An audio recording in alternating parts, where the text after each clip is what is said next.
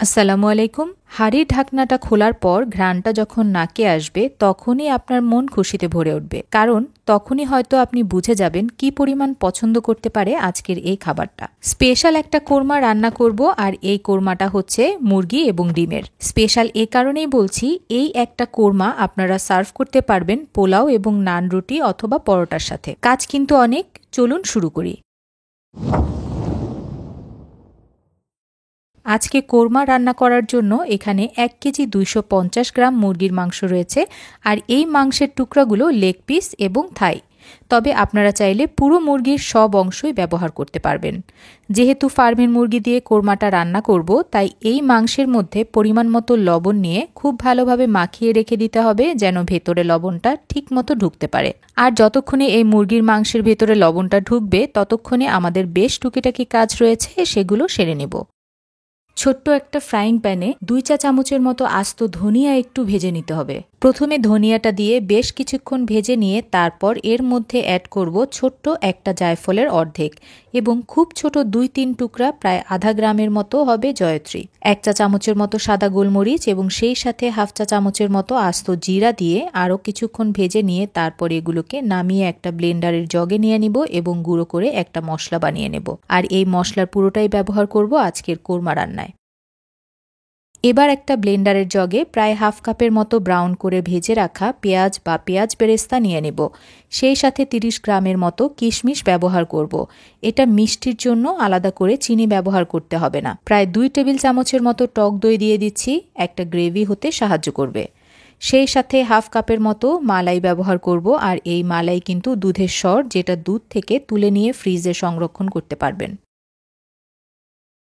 এবং উঁচু করে ভরে ভরে 2 চা চামচের মতো পাউডার দুধ ব্যবহার করব, আর এই পাউডার দুধ কিন্তু দারুণ একটা ফ্লেভার অ্যাড করবে। এরপর সামান্য পানি দিয়ে এগুলোকে খুব ভালোভাবে ব্লেন্ড করে নিতে হবে। এবার মূল রান্নার জন্য একটা কড়াইতে আমি পরিমাণ মতো তেল নিয়ে নিব, আর এই তেলটা নিচ্ছি আমি যে পেঁয়াজ বেরেস্তা করেছিলাম যেই তেল দিয়ে সেই তেল। সামান্য গরম হয়ে আসলে 2টার মতো তেজপাতা, প্রায় 4 টুকরার মতো দারচিনি এবং 10টার মতো এলাচ দিয়ে দিব। একটু ভেজে নিয়ে এরপর এর মধ্যে অ্যাড করতে হবে প্রায় হাফ কাপের মতো পেঁয়াজ বাটা। সেই সাথে আরও লাগবে 2 টেবিল চামচ আদা বাটা এবং 1 টেবিল চামচ রসুন বাটা। এই পেঁয়াজ বাটা, আদা বাটা এবং রসুন বাটা এই তেলের মধ্যে খুব ভালোভাবে ভেজে নিতে হবে বা কষিয়ে নিতে হবে। একটু সময় নিয়ে এই কাজটা করতে হবে, যেন আদা, রসুন, পেঁয়াজের কাঁচা গন্ধ পুরোপুরি চলে যায়। ঝালের জন্য আমি কাঁচামরিচ মাঝখান থেকে ফালি করে দিয়েছি। আপনারা চাইলে সামান্য মরিচের গুঁড়া ব্যবহার করতে পারবেন, এতে করে কিন্তু রংটা অনেকটাই পরিবর্তন হয়ে যাবে। খুব ভালোভাবে আদা, রসুন, পেঁয়াজ ভুনা হয়ে গেলে এরপর মুরগির মাংসের টুকরাগুলো দিয়ে দিব। এই মুরগির মাংসগুলো চুলার আঁচ মিডিয়ামে নিয়ে এসে ততক্ষণ পর্যন্ত রান্না করে নেব যতক্ষণ না এর রঙগুলো পরিবর্তন হয়ে আসে। আর রঙটা পরিবর্তন হয়ে যখন সাদা হয়ে আসবে, ওই অবস্থায় এসে আমরা যে গুঁড়ো করে মশলা বানিয়ে রেখেছিলাম সেই মশলার পুরোটাই দিয়ে দিব। এরপর এগুলোকে মাংসের সাথে খুব ভালোভাবে মিশিয়ে সামান্য পানি অ্যাড করে কষিয়ে নিতে হবে। যেহেতু সব ভাজা মশলা ব্যবহার করছি, তাই খুব বেশি সময় নিয়ে কষানোর প্রয়োজন পড়বে না। মশলাগুলো মুরগির মাংসের সাথে কষানো হয়ে গেলে এরপরে মালাই, পেঁয়াজ বেরেস্তা এবং দুধ, কিশমিশ দিয়ে যে মিশ্রণটা তৈরি করে রেখেছিলাম সেটার পুরোটাই দিয়ে দিব, সাথে সামান্য কিছু পানি অ্যাড করব। এরপর একটু মিশিয়ে দিয়ে অপেক্ষা করব খুব ভালোভাবে বলক চলে আসা পর্যন্ত। তার আগে এর মধ্যে আমি প্রায় ভরে ভরে 3 চা চামচ কাজু বাদাম বাটা দিয়ে দিব। এবার এর মধ্যে খুব সামান্য লবণ অ্যাড করব, কারণ মুরগির মাংসের টুকরাগুলো আগেই কিন্তু লবণ মাখিয়ে রেখেছিলাম। রান্নায় যখন খুব ভালোভাবে বলক চলে আসবে, এই অবস্থায় এসে আমি এর মধ্যে 6টা সেদ্ধ ডিম দিয়ে দিব। আপনারা চাইলে আরও 6টা ডিম বাড়িয়ে দিতে পারবেন। কিছু আস্ত কিশমিশ এবং 3টার মতো আলু বোখরা দিয়ে দিব।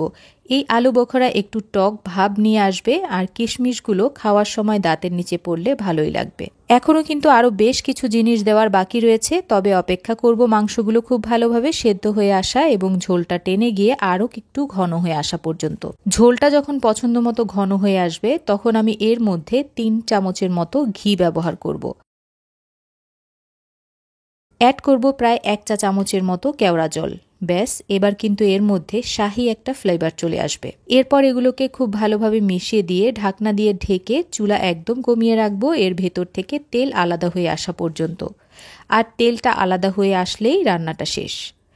ঈদের দিন, বিশেষ দিন অথবা অতিথি আপ্যায়নে আপনারা যদি এই কোরমাটা তৈরি করেন তাহলে নান, রুটি, পরোটা অথবা পোলাওয়ের সাথে সার্ভ করতে পারবেন। আর ডিমের কোরমা এবং মাংসের কোরমা আলাদাভাবে তৈরি করার প্রয়োজন পড়বে না।